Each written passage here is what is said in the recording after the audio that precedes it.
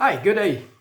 I'm Frikkie Engelbrecht from Windhoek, Namibia, and today I would like to share some ideas with you about education, especially senior, junior, and senior secondary education.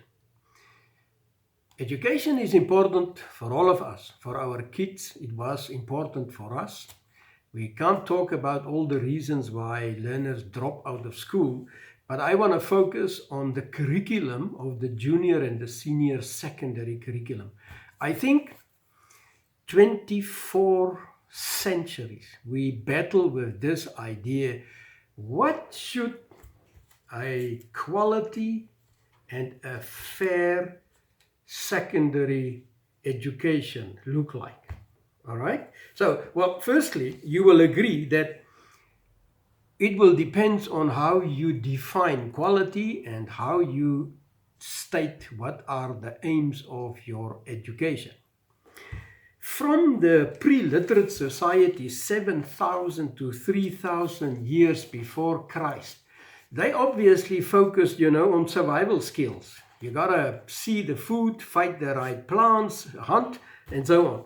And then the Greeks, they emphasized a lot on good soldiers and well-rounded citizens. In the Middle Ages, 1500 to 1400 after Christ, they focused on religious knowledge, social order, and some preparation for the occupations of the elite. Not Jan Everyman, not Jan Everyday, not the public, not the poor. On the elite the education was focused on the elite. The Renaissance was there, and then the Reformation, and then we got to the 21st century, and there it started at last to have a bit more of a focus on the holistic development of our human nature. We thought the preparation for life and work should at least cover the holistic nature of our humanity. So what does that mean? Holistic means that education should focus on both the body, all elements related to body, physical health, fitness, hygiene, sexual education, and so on. And it should also focus on the soul part of the human nature. That is our intellect, our emotions, and our will. So how to manage our emotions, how to control our will, how to think rational, how to develop thinking skills, as all part of the soul dimension, the psychology dimension of our human nature. And then lastly, there is the spiritual dimension. Now, unfortunately, many people don't recognize that our spiritual dimension is actually our highest dimension. We were just bone and flesh until God breathed into us the life, but also give us the spiritual life, because we were created according to His image. That's body, soul, and spirit. So our spirit dimension is the highest dimension. That's the dimension that is connected, addressing spiritual values, biblical principles, humane behavior. If you take away that, we say, okay, you can rape and steal and murder. If you want to take that away, you gotta live by spiritual values. A lot of our nations across the world do have spiritual values in their constitutions. You're not allowed to steal, to murder, and to rape. And that is spiritual values. That's not human legal laws.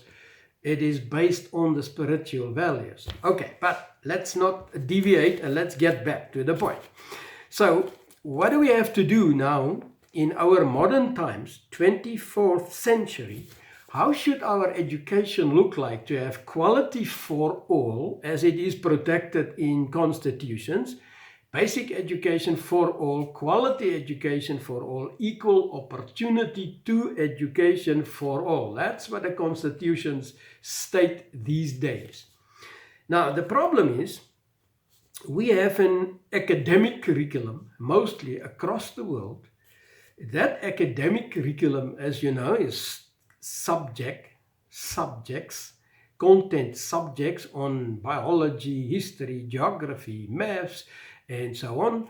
And we learn how the world is looking like by studying these subjects in school to prepare us to have some understanding how to manage life and some preparation, some basics for a work. You know, the reading, the writing, the arithmetic is laying down some foundation to be a good employer and to be able to manage life. But the question is this academic curriculum fair to all? Is it developing the abilities of all learners? And is that that curriculum addressing all the kinds of abilities of learners? So what is the answer? Let's see. If we say there are different types of intelligences, as we said in one of the first videos on Facebook, on my Facebook, I talked about the 10 types of intelligences, and you can be intelligent. Okay, I don't want to repeat all that, but I got to give you a clue that the academic curriculum are not addressing almost 9 out of the 10 types of intelligence. Yes, you heard right. Most of the 10 types of intelligences are not addressed by the academic curriculum. The academic curriculum is one type of intelligence, academic intelligence, but there are other types of intelligences, as you should, can I remind you, there are a spatial intelligence, there are a linguistic intelligence, there are a physical intelligence, you know, fitness, sport people, gymnasts. There is the artistic intelligence and people who are brilliant in music, drama, and so on, and visual arts. There is the social intelligence, having good communication skills, social etiquette. There is the emotional intelligence, how to manage your emotions and control it and express them appropriately. There is the practical intelligence, people who could build stuff and take stuff apart and put them together and create new things, applying their knowledge and creating practical things. There is the environmental intelligence, where we is aware and study our relationship with other people, with other cities, with other countries, and with our family, with nature, you know, be aware of our pollution, and so on and so on. And then lastly, there is the spiritual intelligence, which of course is the highest intelligence. That is the kind of intelligence where we should be aware there is a creator, and that creator created humans with a purpose, and we should know what that purpose is. And there are values for Christians in the Bible that we should follow. If you don't follow that values, you live like a primitive person, an uncivilized person. And then you don't care about other people or nature. You just do what you want. You are above the law. You are right. And obviously, we can't live like that. We can't have a society. We can't have a world, global community living on those kinds of principles. I can do what I want. I am my own God. So now today, let's see. The academic intelligence is not addressing most of these that I have mentioned now. So if we say the Constitution promises a fair amount of an equal opportunity to education, then we gotta have a different kind of curriculum. And that new kind of curriculum I would like to call a job-oriented curriculum. But my 10 minutes is up for today.